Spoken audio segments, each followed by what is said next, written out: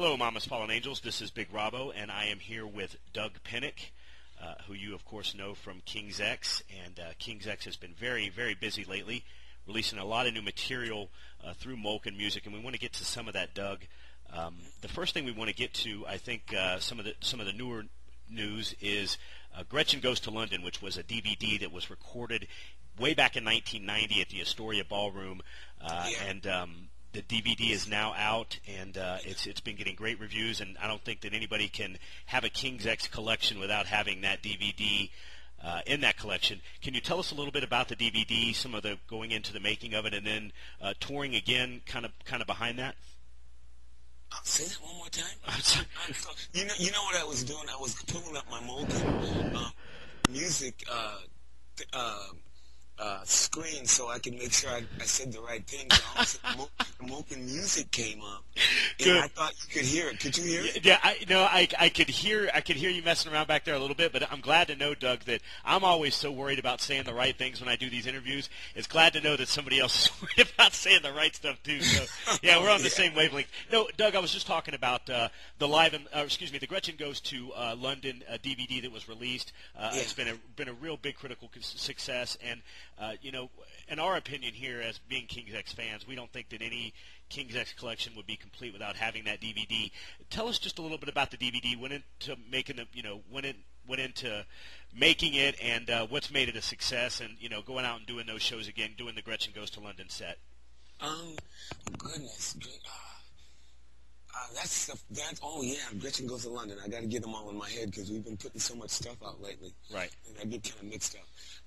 That was, I think, the second time we played in London, and it was one of those really, really special nights. It was at the Astoria, and London was like the first place that really got hip to King's X. I mean, our first record came out, and nobody knew anything about us, but when we got to England, the place was sold out, and the kids were just going nuts, and so it was a really cool time for us, a real encouraging time, and the show, I remember that show plain as day, and I remember that when we got done with the show, we went upstairs, and Jerry went to the upstairs dressing room and locked the door because he thought he played so bad that he ruined our career.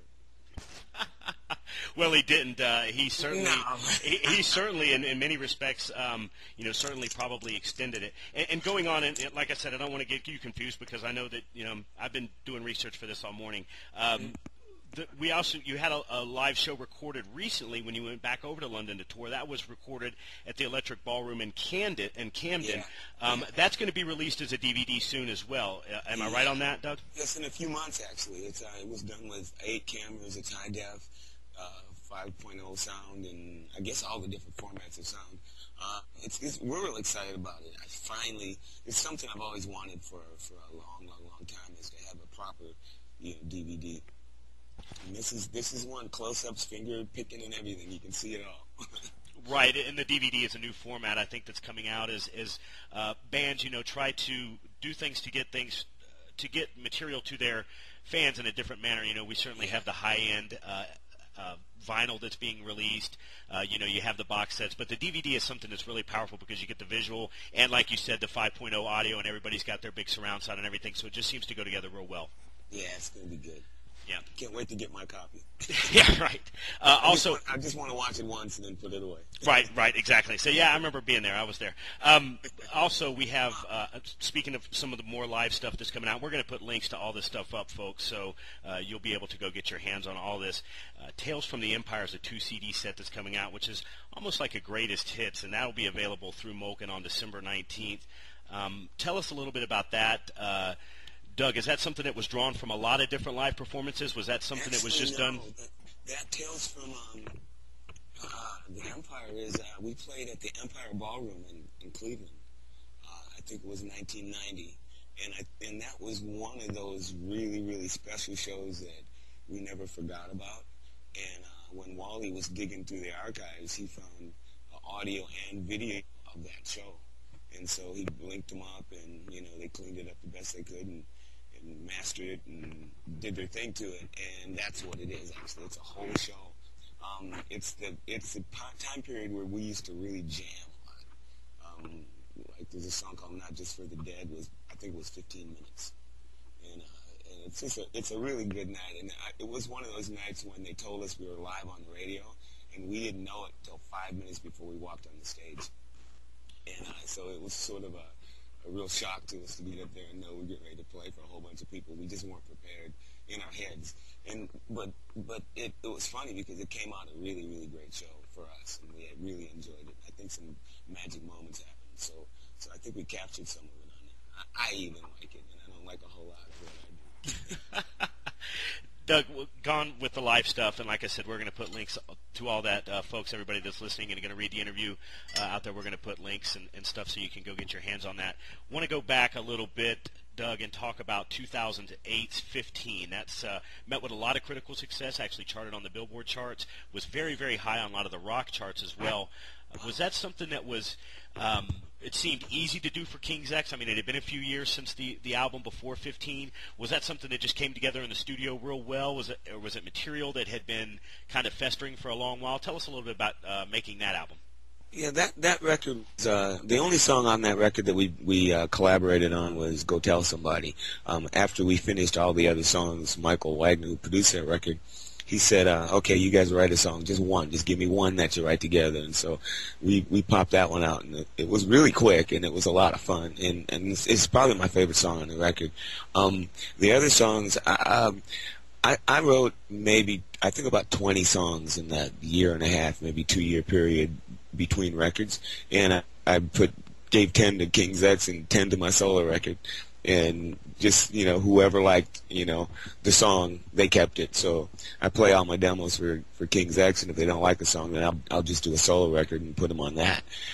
So that's how that started. Ty wrote 3 songs for that record, and all the rest of them I wrote.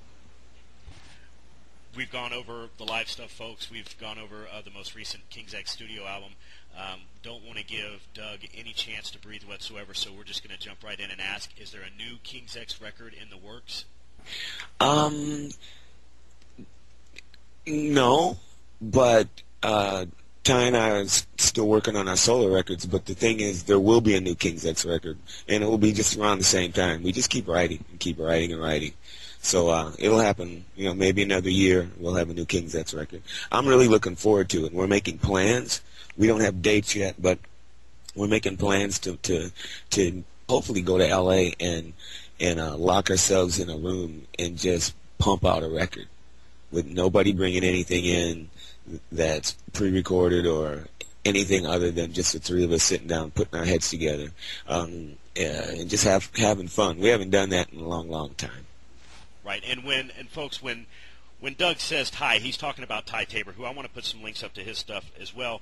He's with Molken, and they're really getting behind King's X, the individual members, whether they're putting out solo stuff or stuff, of course, it's with the band, so we want to make sure that we mention all of that. Well, that kind of took care of my next question, Doug, because I was going to ask, I thought that there might be new King's X stuff available, and like when I talk to a lot of artists, you never quit writing, and I'm sure you and Ty and you never really quit writing. So the solo stuff is still going strong. Strum Sum Up was met with a lot of critical success. It's a record that you sound like you really had fun on.